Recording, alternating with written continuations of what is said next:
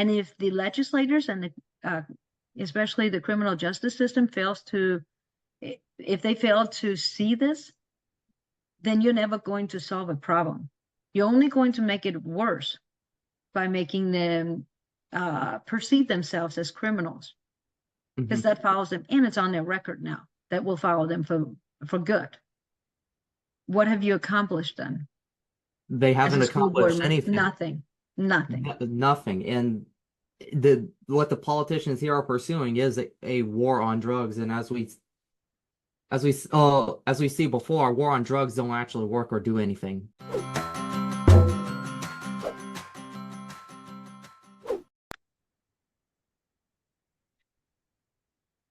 Hello, everybody, and welcome to Make a Voice. This is Karina Schmitt, and I'm here with Leonardo Trent today. We are both running for school board in Charlotte County.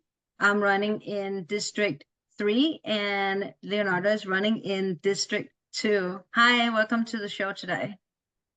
Hi, Karina. Thanks for having me on. Absolutely, my pleasure. So let's start from the very bottom here. Who are you and what made you run?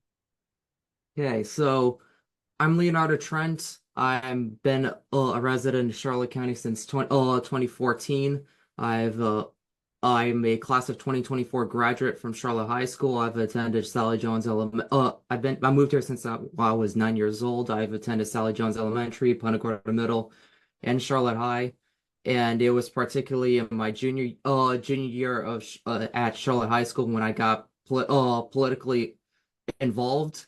I joined the Republican Club, and I got involved in a lot of activities, particularly within the conservative movement here in Charlotte County. I've volunteered for Dave Kalin's campaign when he was running for county commissioner, and I've gotten involved, and I even started my Republican club over at Charlotte High School. It was a bit of pain to do so, but maybe we can talk about that a little later.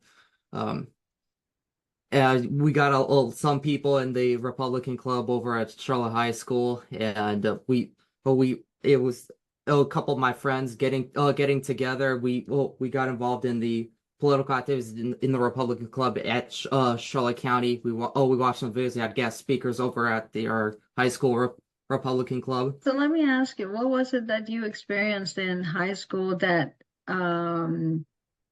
made you feel the need to run? Because I mean, it's very rare that you see somebody as young as you that's running for office. So something must have happened, logically, that made you think, hey, I need to make a difference here. Yes. So you're running against who? Kim Amantri. I'm running against Kim Amantri, who's been there for 8 years, 2 terms. She's currently running for a 3rd term.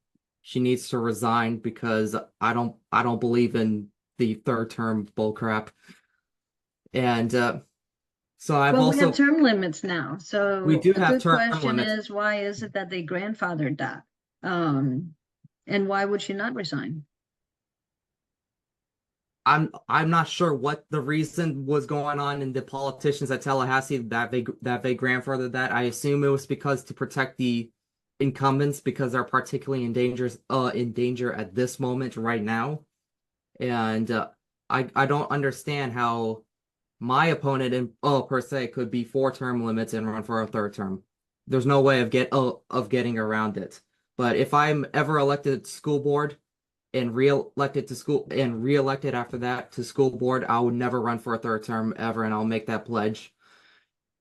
So we have term limits now, so yeah, I agree with you. Those that we have term limits now, so those it wouldn't matter either way. But even if there weren't any term limits, I would never run for a 3rd term. Right, and honestly, those that have already been in for 8 or more years, they need to resign, because if they have not accomplished what they wanted to accomplish in those years, what makes them think that they're going to accomplish it in the next 4 years? You're rightfully, if they support term limits, if they honestly support term limits, and especially from an ethical standpoint, then resign. Seriously. Right. So in high school, what are some of the things that you feel need to change and where you can make a difference, especially coming from firsthand experience? Yes. So I did file to run for school board when I was in the summer before my senior year. I was a high school senior. I came into my senior year as the school board candidate, and I was attending a lot of the school board meetings, and I would often speak at the school board meetings from a student's point of view and point out what's going on. Um, How for was that example, received? not received very well by the board members. In fact, initially when it came to safe space stickers, which they just removed and they ordered to be removed by July 1st. That's recent school board policy. I don't think they would have done that, by the way, if I haven't released all the information and photos of the school of these school safe space stickers. I was the one that released those photos. But it was months and months ago that I brought up the safe space stickers with the LGBT colors on the classroom doors. Initially, nobody believed me. None of the school board members believed me. People around me were a bit skeptical. Like, is that really going on, especially here in Florida? But it was, and it was being hidden, and no one knew about it until I brought it up. I guess they just never suspected Has that a any, student would actually attend a school board meeting and talk about let it. me ask you, as to your knowledge, have any of the school board members ever visited your school, or to your knowledge, any of the other schools? Well, yes, of course, school board members have visited my school many times. In particular, my opponent, yes, I know she visited my So how school. can you not know about it?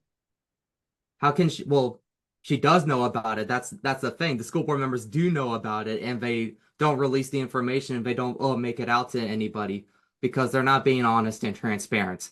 And that's the thing. It doesn't matter how much you say to those people, and it does it those the school board members know everything. The school board members know everything what's going on. But as long as nobody's talking, as long as nobody's bickering, they couldn't care less.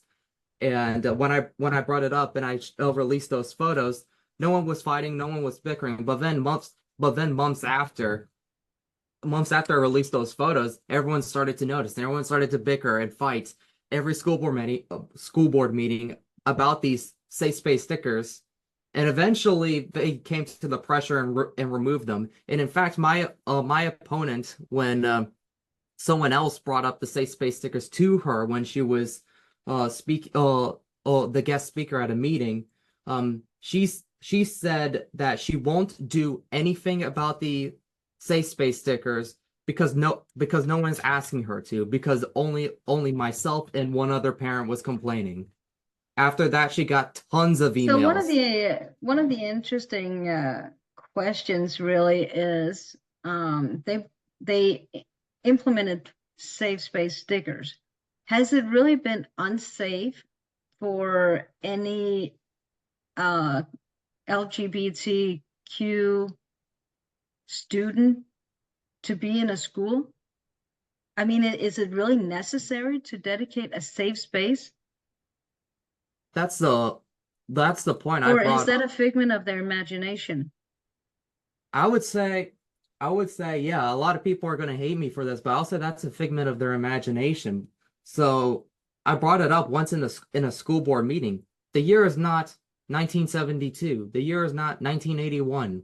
We don't live in the times and decades in which being gay or LGBT is frowned upon as much as it was in the past. Now, being LGBT is more normalized and in fact, not just normalized, more celebrated. They're actually celebrating with pride than ever before. And anybody who comes from a Christian conservative background who would look at what the LGBT T community is doing and being prideful of who they're having sex with, which shouldn't be relevant who you're having sex with in the first place, but being prideful of that, they're all seeing that as sin and something not to celebrate. come out, if you say that as a Christian conservative person, and I have said stuff to that extent in the school grounds, you're actually more discriminated, you're actually more bullied, you're by the administrators and the students than any LGBT person. I mean, there have been a couple of there are many gay people in the schools. There are a couple transgenders in the schools. None of them give flack for being LGBT, but I have gotten flack for being a Christian conservative and speaking out against the those practices. So that But basically means that when they implemented this, what happened is, and this is one of my issues with it, is that the result of it is reverse discrimination, because it seems now it's almost criminalized to be heterosexual, which is the yes, most natural thing in the world. So when we're creating these minority focus groups, so to speak, we're actually creating a reversed form of discrimination. And we've seen that not just in schools, but we've seen it in other parts of our society too.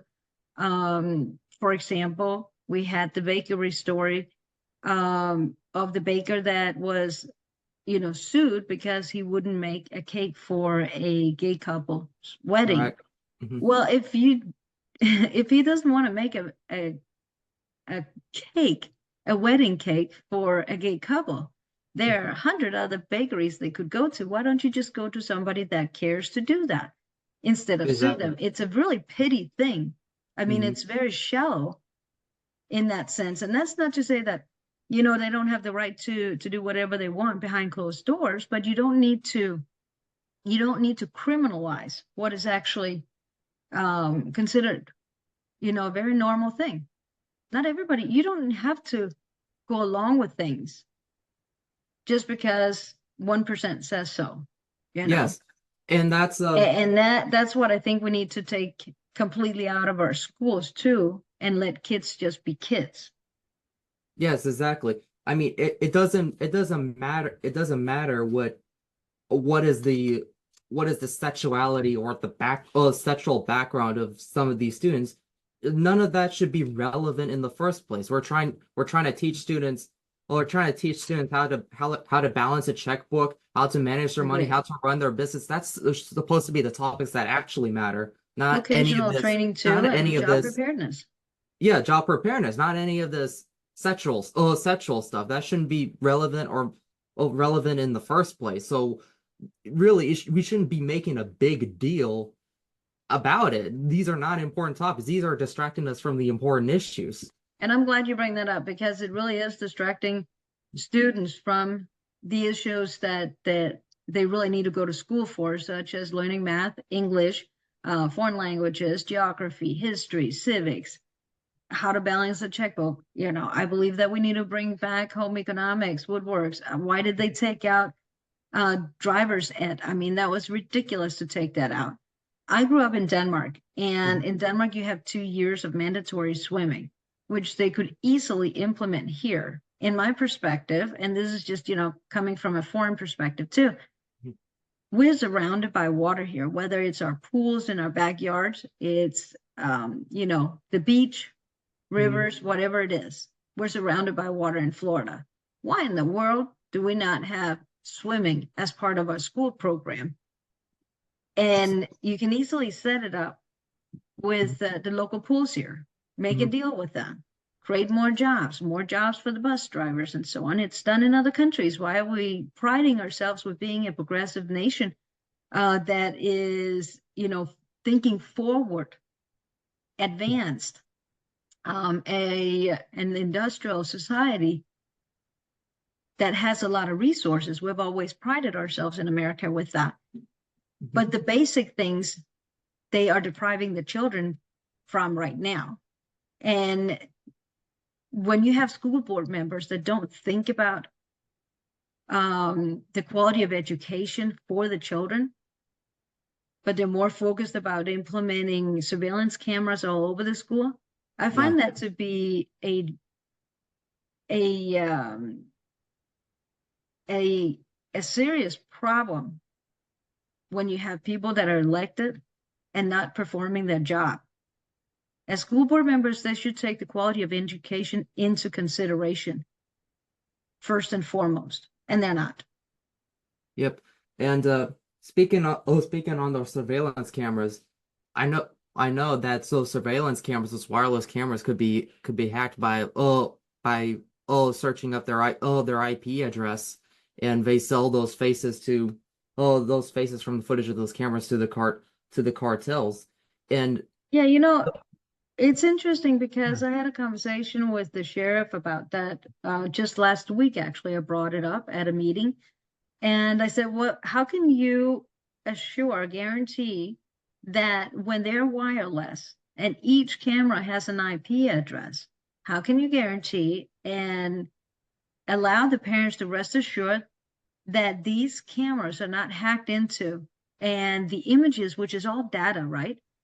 And the images are not shared on, unlike, for example, the dark web, and that the images are not used to, for example, as has been done already. This is not something that I'm just making up, but this has actually happened already in the United States. Images are used to catalog kids, target them, and then traffic them. And he was like, well, there's no guarantee for that, Well, as a parent, I don't feel comfortable with that at all. Why are you because not that's not using their a concern. closed circuit instead if you are going to do that? And the reason that they wanted the cameras was to catch kids doing drugs, vaping, or doing having sex in the bathroom, which happens in public school too. Yes. But it doesn't really catch them Mhm. necessarily. So what's your perspective on that? I mean, how do you, as a student, how do you like to be surveillanced all day long? Yeah, so my problem with particularly the sheriff and many local politicians and administrators here is that they take an issue like drugs, like marijuana, like sets in the bathrooms, that they don't think about what's causing that. They don't think about how to prevent that, how to get these students' lives How back to get on track to to the something more bottom of the positive. problem? Their only conclusion after looking at those issues is put up more cameras. And I mean, that's such a They don't get short-sighted to the bottom of the conclusion. problem. They don't get to the bottom, exactly. Right. I have a feeling that they don't care about the problem. They're just using this as an excuse because they're a bit authoritarian. They're using this as an excuse to put up cameras everywhere to surveillance the population, track their identity. They don't care much about civil liberties to begin with. Well, We've they seen, have yeah, your privacy and yeah. your privacy has completely been violated. My other problem with that is that I don't think that the parents have provided informed consent to do this because they only know half the story. Yep. They have not been informed specifically about the risk of hacking into the system and the risk of their kids being cataloged and trafficked. And Mhm. it can certainly happen. I recommend that, and I'll put this on my website, on Karina Schmitt, megavote.com. I will put this on. The book is written by Christopher Norlow, and it's called GAP, GAP. It stands for Generic Acquisition Protocol.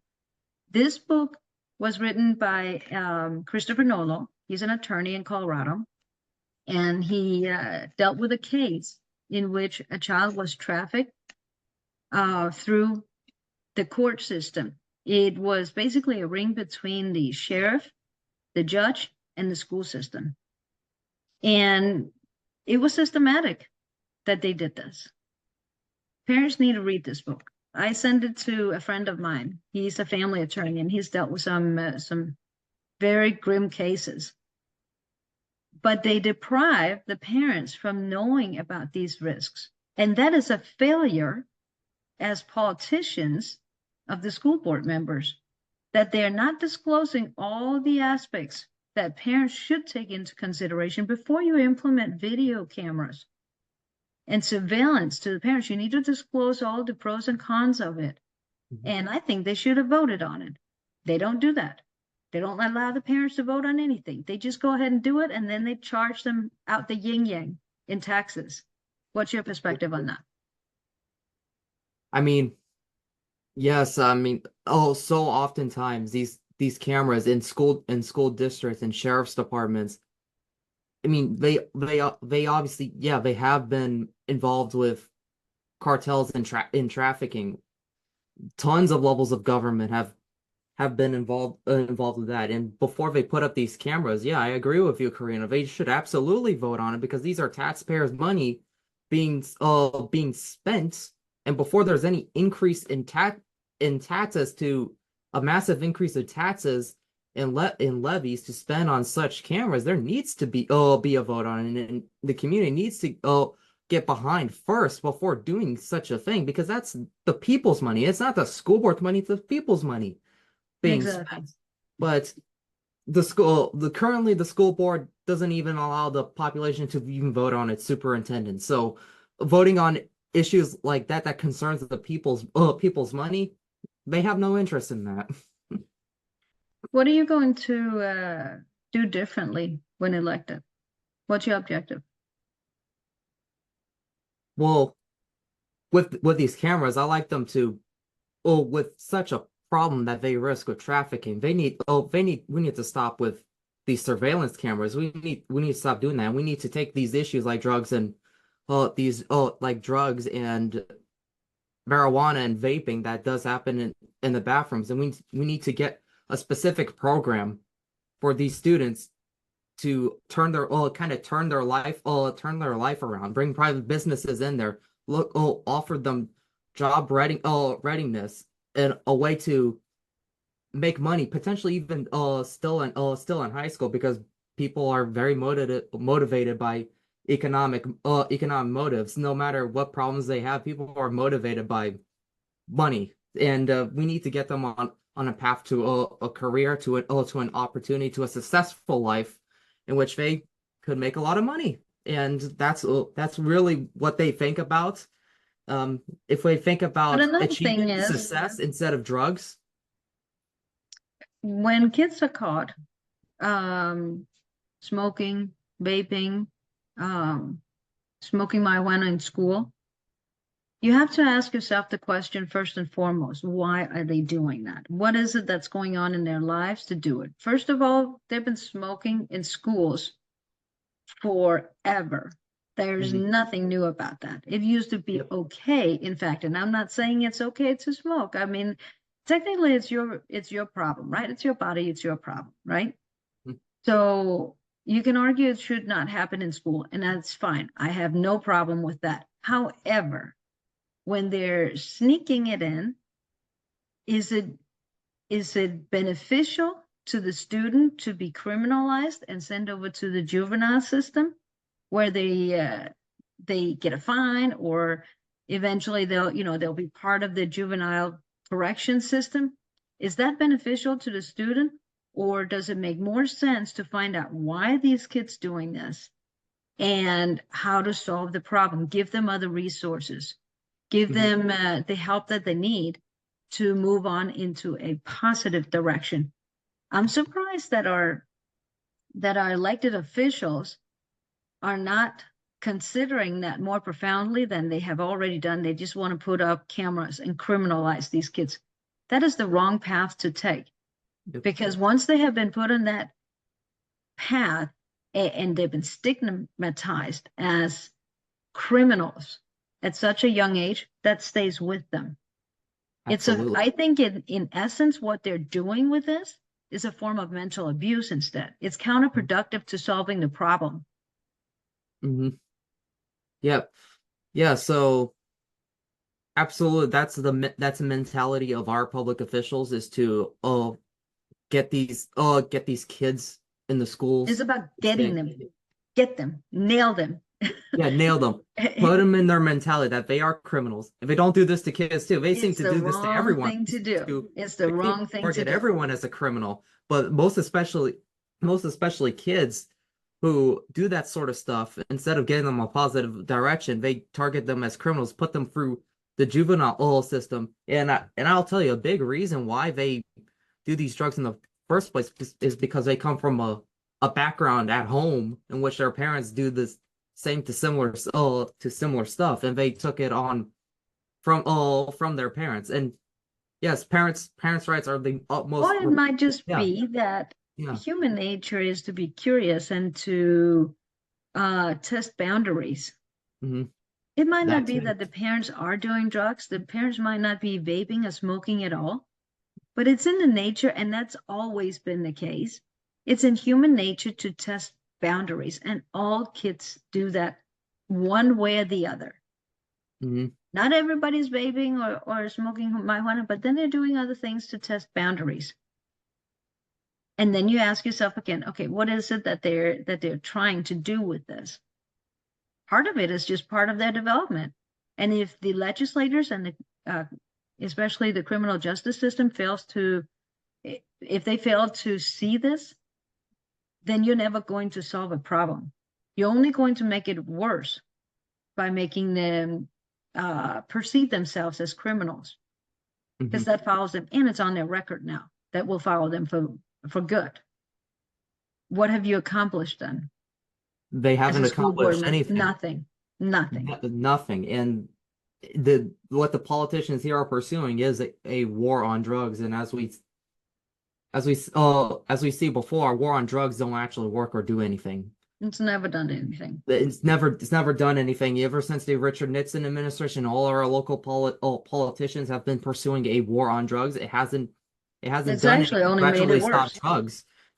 It's only gotten people in a more depressing situation, in Yeah. a criminal situation. More people have potentially committed suicide or died from drug abuse than ever before. It's only make our society worse with these drugs and drug abuse. And now we have politicians here coming into their lives and saying you're a criminal, and you need to stop doing this, and then they need to be locked up instead of just turning their life around and giving them an opportunity where they could And then an achieve interesting a thing too, successful balanced lifestyle. Like, it's it ridiculous. doesn't work. An Yeah. interesting thing is to consider too the fact that many politicians and law enforcement officers are drug users too. They Hmm. just keep it to themselves. It just Yep. doesn't get out. That's our media that doesn't expose that. Yep. Just look at Andrew Gillum, how he got busted. Oh That was yeah. pretty nasty. Oh yeah. um, I we're bet many towards of the these end here. politicians, I bet What's many of that? these politicians who are pursuing this war on drugs do drugs themselves. They're Yeah, hypocrites. Oh yeah. end up in a hotel room strung out on cocaine. Really good job, Hmm. buddy. Really good job. Very impressive. I'm glad you're not our governor right now. Anyway, we're towards the end here, and I want to thank you very much for coming on the Mega Voice, the Make Education Great Again voice. We want to hear from parents and teachers. We want to hear from grandparents as well, students also. If you're under 18, you do need consent from your parents to go on the show. But I want to hear what people have to say, because as elected officials, as representatives of the people, we are to represent your voice. And that's why I created this podcast. That's part of my campaign. Leo, I'm really happy that you could come on the show. And thank you so much for sharing your thoughts here. And what a great conversation. How do people find your campaign? What website can they go to? And when is the election? So my campaign website is leonardotrent.com. It's pretty simple. It's just my first name, last name.com, leonardotrent.com. And there you could read up on my platform, contribute to my campaign. I'm also on Facebook with the same name, just Leonardo Trent. Look it up. It must show up. And the election's on August 20th. If you're a resident of Charlotte County, you can vote for all the school board districts. So you can vote for me and Karina simultaneously, and I'm in District 2 and she's in District 3. And the election's on All right. August 20th, and don't forget to vote. And don't forget to update your voter registration Yep, so they have an updated signature on you, and you won't be denied voting because your signature sometimes changes over the years. correct. Also make sure that you do update your voter registration before 30 days before the election. So that means you need to do that before July 20th. How do people donate to your campaign? Can they do that on your website? I know, They can do on that my on my website, they website. just scan, they can scan the QR code here on the screen and it takes them straight to my website. I appreciate all donations. How do they donate to your website, and when can they start putting out signs for your Yep. campaign? Yep. So, yep, I do have a donate button on my website on leonardotrent.com, and with the signs you can I can put up signs up in the city of Punta Gorda right now. It is allowed, and when it comes to everywhere else on county property, it's 45 days before the election, and expect to see signs up in Punta Gorda in particular very soon. Very good, very good. Thank you so much for coming on. I'd love to have you on again, so we can talk more in depth about other matters Oh, that definitely. takes place in our school system, and to get an update on your campaign. Thank you for coming on. Thanks, Karina. I'm glad to be on here and talk to you. Thank you so much. And thank you guys out there for listening. This is Karina Schmitt. I'm running for school board, just like Leonardo Trent is. I'm running in District 3 and he's running in District 2. We'd like to thank you guys for your support. And I think I speak for Leo too. Thank you for your support. Thank you for donating to our campaigns and for eventually putting up signs and sharing our message out there. It's been a pleasure. And I want to thank the people that Leo and I met with on Saturday when we were out canvassing in Deep Creek. We had some wonderful encounters there, some really great people that we talked to. Tune in. We'll be back very soon. Thank you so much and have a great day.